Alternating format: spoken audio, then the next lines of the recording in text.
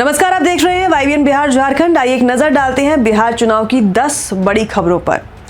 महागठबंधन में CM face के ऐलान के बाद तेजस्वी यादव ने शुक्रवार से चुनाव प्रचार की शुरुआत कर दी है। पटना से निकलने से पहले उन्होंने मीडिया से कहा, अगर जनता हमें मौका देगी तो बिहार के लोग चिंता मुक्त हो जाएंगे। हमारी राजनीति झूठ नहीं, भरोसे की राजनीति है। चुनावी रैली की शुरुआत उन्होंने सहरसा से की। रैली में जनसभा को संबोधित करते हुए तेजस्वी ने केंद्र सरकार और बीजेपी पर सीधा हमला बोला। उन्होंने कहा, गुजरात के 2 लोग बिहार को चलाने की कोशिश कर रहे हैं। मोदी जी गुजरात में फैक्ट्री लगाते हैं पर वोट बिहार से मांगते हैं। अब ऐसा नहीं चलेगा। हम बिहारी हैं, बिहारियों से डरते नहीं। अगर लालू जी मोदी से नहीं डरे तो उनका बेटा भी नहीं डरेगा। अब तेजस्वी की चुनौती साफ है।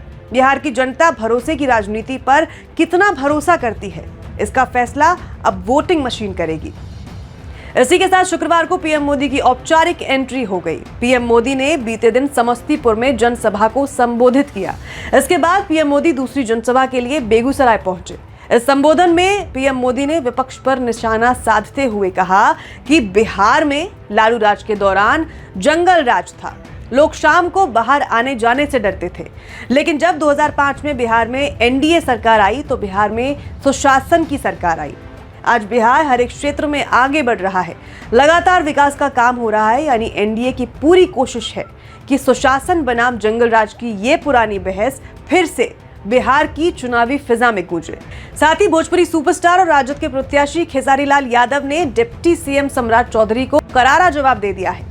दरअसल सम्राट चौधरी ने खेसारी लाल यादव को तंज कसते हुए नाचने वाला बताया, जिसके बाद अब खेसारी लाल यादव ने उन्हीं पर सवाल खड़ा कर दिया है। राजनीति में मनोरंजन और मुकाबला, ये कॉम्बिनेशन बिहार के चुनाव को और ज्यादा दिलचस्प बना रहा है। पीएम मोदी ने अपने भाषण के दौरान ये भी कहा कि बाकी दूसरे देशों में 1 GB डेटा 100-150 रुपए में आता है, लेकिन इस चाय वाले ने 1 GB डेटा को 1 कप चाय से ज्यादा महंगा होने ही नहीं दिया। इंटरनेट सस्ता होने का फायदा नौजवानों के लिए सबसे ज्यादा बेहतर है। आज नौजवान वीडियो बनाकर कमाई कर रहे हैं। इस तरह से पीएम मोदी ने मौजूदा सरकार की जमकर सराहना की। मोदी का संदेश साफ है, नई पीढ़ी की ताकत इंटरनेट है और बीजेपी चाहती है कि उसका श्रेय भी उसी के खाते में जाए। साथ ही बिहार विधानसभा चुनाव में उतरे प्रत्याशियों के लिए चुनाव आयोग ने कड़ा संदेश दिया है, जिसके तहत चुनावी खर्च में जरा सी भी लापरवाही या गड़बड़ी प्रत्याशियों के लिए महंगी पड़ सकती है। इसको लेकर व्यय प्रेक्षकों ने सभी उम्मीदवारों और उनके चुनाव एजेंटों को कड़ी चेतावनी दी है। जानकारी मिली है कि चुनाव खर्च की पारदर्शिता बनाए रखने के लिए हर उम्मीदवार को चुनाव के लिए एक अलग बैंक खाता खोलना होगा। नियम यह होगा कि 10,000 रुपए से ज्यादा का भुगतान सिर्फ अकाउंट पे चेक के माध्यम से ही किया जा सकेगा। नकद लेन देन की सीमा को बहुत सीमित रखा गया है। इससे काले धन के इस्तेमाल पर अंकुश लगाया जाएगा। व्यय प्रेक्षकों ने साफ किया है कि यह व्यवस्था चुनाव में धन बल के दुरुपयोग को रोकने के लिए है। बड़े भुगतान को बैंकिंग चैनल से जोड़कर पूरी प्रक्रिया में पारदर्शिता लाने का प्रयास किया जा रहा है। चुनावी मैदान में अब सिर्फ प्रचार नहीं, पारदर्शिता भी एक बड़ा इम्तिहान बनने जा रही है।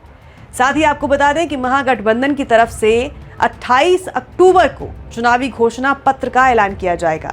इसमें महागठबंधन के घटक दलों की तरफ से साझा रूप से जो कुछ भी वादे किए गए हैं उन्हें इसमें शामिल किया जा सकेगा। हालांकि उसमें नए वादे क्या कुछ होंगे, इस पर नजरें बनी रहेंगी।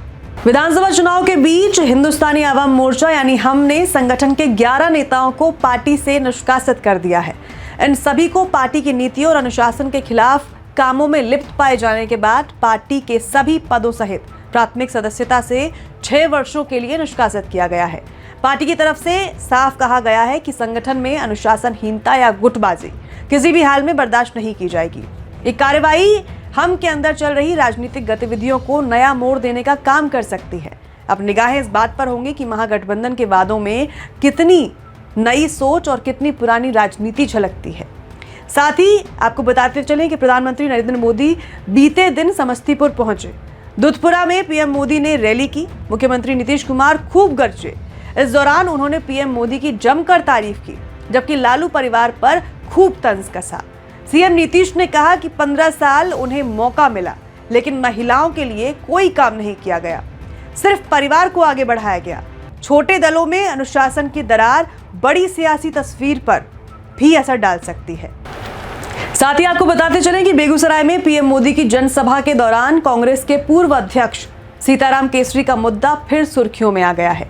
पीएम ने कांग्रेस पर केसरी का अपमान करने का आरोप लगाया और कहा कि जिस पार्टी ने अपने ही नेता को बाथरूम में बंद कर दिया वो दलितों और पिछड़ों का सम्मान नहीं कर सकती। नीतीश के सुर अब पहले से ज्यादा तेज हैं और ये दिखाता है कि एनडीए में इस बार बैकफुट पर कोई नहीं रहना चाहता। कांग्रेस पर हमला सिर्फ इतिहास को याद कराने के लिए नहीं बल्कि दलित वोट बैंक की जंग को फिर से जिंदा रखने की रणनीति भी हो सकती है। तो ये थी बिहार चुनाव की 10 बड़ी खबरें। बिहार चुनाव से जुड़ी बाकी सभी बड़ी खबरों के लिए देखते रहें YBN बिहार झारखंड। नमस्कार।